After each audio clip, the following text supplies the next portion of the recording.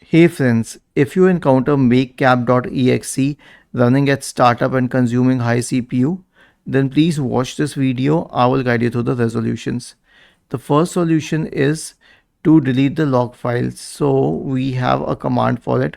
All you need to do is search for command prompt in the Windows search bar and click on run as administrator.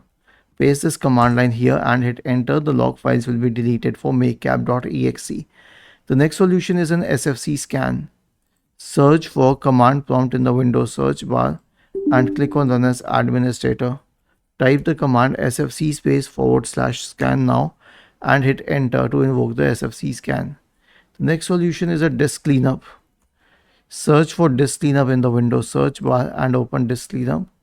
Click on OK and then select all the options here and then click on OK and then select delete files. The last option is to uninstall all suspicious programs from your system. How would you do that?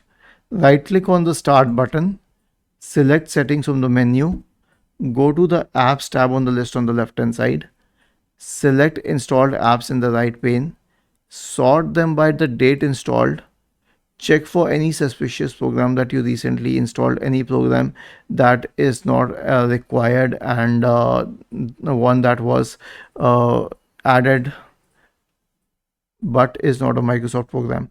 So simply uninstall it. Was this helpful? If yes, then please subscribe to the channel. If not, then let us know in the comment section of the video on how we could help you further. Thank you for watching this video and have a nice day.